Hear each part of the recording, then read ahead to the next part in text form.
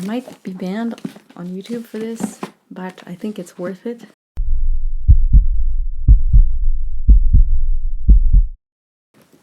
Okay, here we go. The year is ending and we're starting a new year. And so with the new year, we are going to start a new reading challenge. And I can't believe it's the third year that I'm doing this. I'm so happy to be doing this with you. So let's get right to it. In January, we're going to read The Gospel as Revealed to Me by Maria Valtorta. And Maria Valtorta is the woman that my husband has been hanging out with for the last couple months.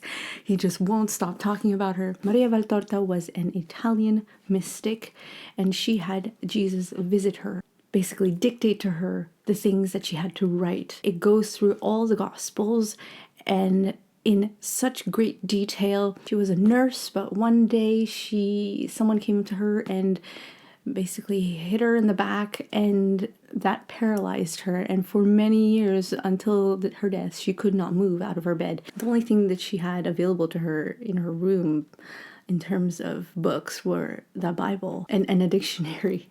And so God tells her to write, and in the span of 4 years, I believe, there are 10 volumes. We're just reading volume 1. So the volume 1 goes to the birth and hidden life of Mary and of Jesus. I've only read excerpts. My husband has shown me excerpts from the different parts of Jesus' life. All the work that has gone through to proving whether or not what she said is true it's incredible. There's no way that this woman could have known so much about, for example, different position of stars at the time that Jesus was talking about some particular thing, or a geographical place that no one had ever been to when she wrote this. And there's just so much information, or different objects, like there was like a match, what she described as like a match. Apparently at the time there was a thing like a match where it's a bunch of dried up mushrooms, and when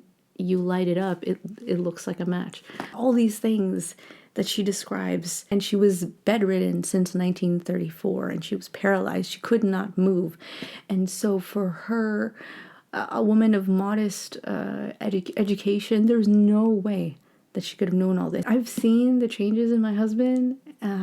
He loves Jesus more, and he's like, I remember he would always just be like, oh, you got to read this. You got to read this excerpt. And it's not just him. Another friend told me that this was how her husband was able to convert to Catholicism, through Maria Valtorta's work. And I find a lot of the time people who gravitate towards her are men. At least what I've found online. There's a lot of men who talk about Maria Valtorta and their love for her work, and it just brings you closer to God, to Jesus. And so that's why we are reading this. I will dedicate a video to Maria Valtorta, but this is what we'll be reading in January. February, we're going to bring some poetry this year, and we're going to read 100 Great Catholic Poems, which was edited with commentary by Sally Reed. I really love this book. I love poetry in general, but I really love this book because, like I said, it is only Catholic authors. And Sally Reed has done such a great job of introducing each poem, each author, in a way that makes them accessible, in a way that is not like a textbook explanation. Because she is a poet herself. She is a convert to the Catholic faith. She was atheist. She converted to Catholicism. The introductions it's not normal prose. It's a lot more lyrical, poetic. And I think there is something in here for everybody.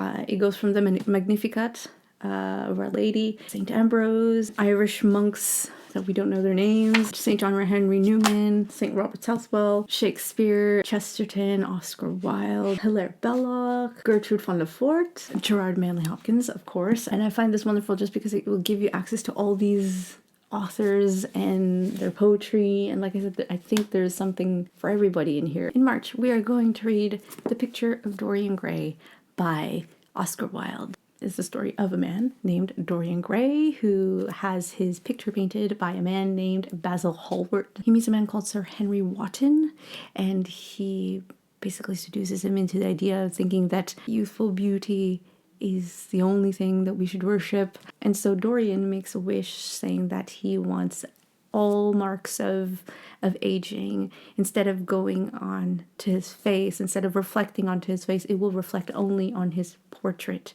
that the other man painted. And so you can only imagine what happens next. So I thought this would be a great read to begin Lent.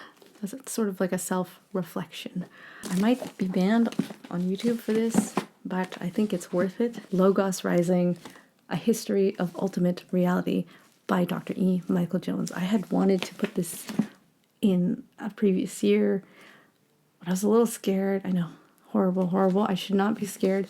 But I really love Dr. E. Michael Jones, and he has helped me so much in my journey to becoming a Catholic, several years ago in the beginning. And I just find he's just so... the fact that he's been banned on almost like every social media platform, including YouTube, is telling. It's usually a good thing. This is a history of philosophy, of metaphysics. It is so... He just knows so much. He goes through why atheism, why it doesn't make any sense. And he also goes through the beginning of Christianity, Paul the philosophers, Augustine, beginning of Islam, beginning of science. He divides it into two parts, the history of Logos and the Logos of history. He described it as something like the philosophy course you never took. I am someone, like I've mentioned many, many times, I have troubles with learning history, with staying interested. I don't know why, but philosophy is something I really like to read about. It's something that will keep me awake. But this is a combination of the two, and he marries them very well. May. Okay, this is great. The Greatest Philosopher Who Ever Lived by Dr. Peter Kreeft. It's not who you think it is, maybe, probably not, but it is about Our Lady Mary, how she is the greatest philosopher who has ever lived. If you've never encountered Mariology before, this is great. Great introduction. This is also a great book. I let my dad read this. It's a great book for people who are not Catholic to have an understanding of who Mary is, her role, why she is so important to us Catholics. My dad, after reading it, had a better idea. I'm not saying it's going to change people's minds or anything, but I find that the way Dr. Peter Kreeft talks and the way he explains things, it's just really good. Like he even says in the very beginning how, he's a simple man, and so he writes for simple people just because he himself is a simple person. He talks a little bit about philosophy, so if you've never I think it's a good follow-up book after Logos Rising. But if you don't get to read Logos Rising, it is a nice little introduction to philosophy, but especially Mariology. He mentions it in the book. He says philosophy, kind of like poetry, has been hacked. People think that philosophy is really hard, or that poetry is very hard, or even art is very difficult. Like if you don't understand it, that's just because you don't know anything. Whereas philosophy and art and poetry is made for the common man. It is God speaks to us through these unconventional ways, and they usually speak to the heart, and he makes it very accessible for us normal people to read about. June, the sun is coming out. Wise Blood by Flannery O'Connor.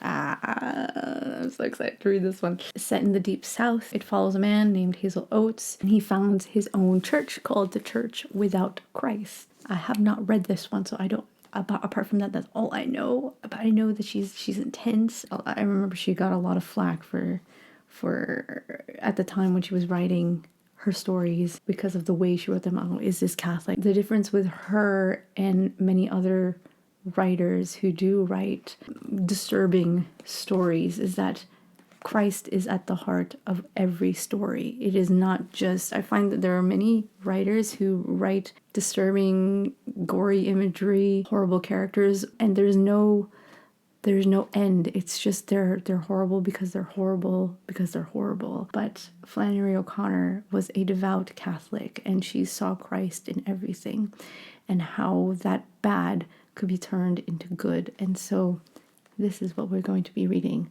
in June. Saints and Sinners in the Cristero War, Stories of Martyrdom from Mexico by Monsignor James T. Murphy.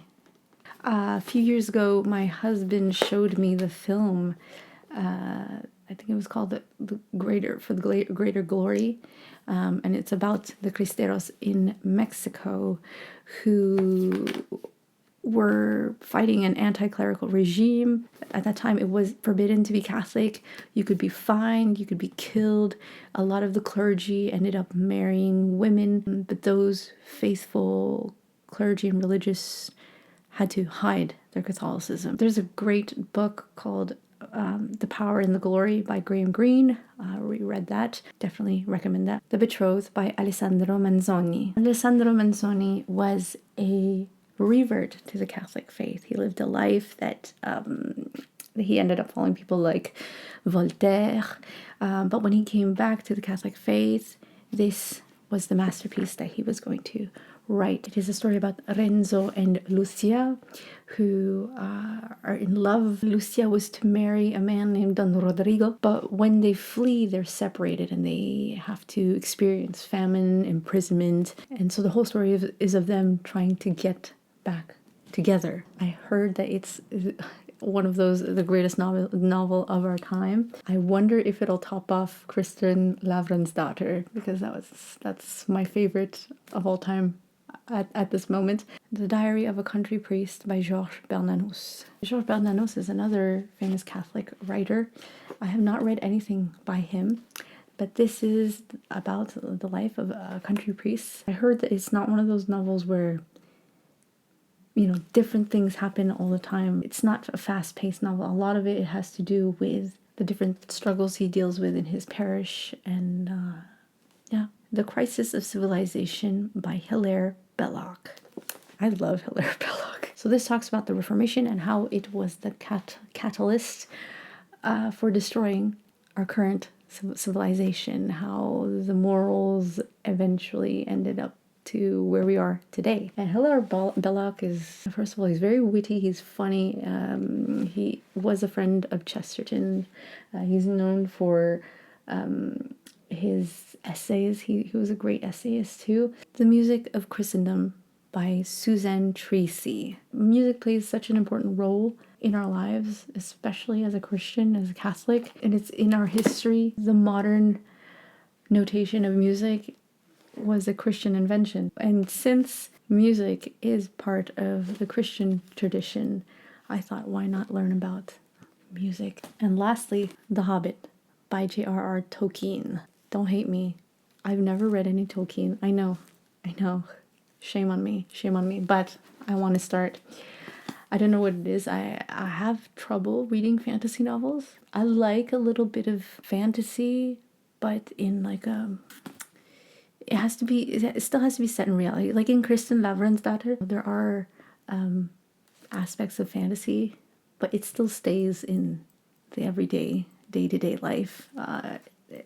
Historical fiction, but it's still set in like a normal human life, a human existence. But I thought I'd give it a try. I do love, Narnia, Lion, the Witch, and the Wardrobe, especially. I thought I would give Tolkien a try because people say that he's great, and I would love to do the Lord of the Rings trilogy, but that would have been too long. I already have a few books that are way too long for this year, and I'm pretty sure you know a little bit about it already, so I will skip that. So if you would like to join me in this year's challenge, I would love to have you. There is a link in the description below to my Substack, which lists all the books that we'll be reading this year, and there is also a Telegram group where we get together, share our different insights, different passages that we like, and once a month we get together to talk about the book. So then that way we keep on track. So I would love for you to join. It's completely free. I just love doing this because I love books and I want to share my love of books, and reading books has helped me get closer to God, to Christ, and so I want to share that opportunity with you. So if you'd like to join me, go ahead, sign up below, and I shall see you next time. God bless.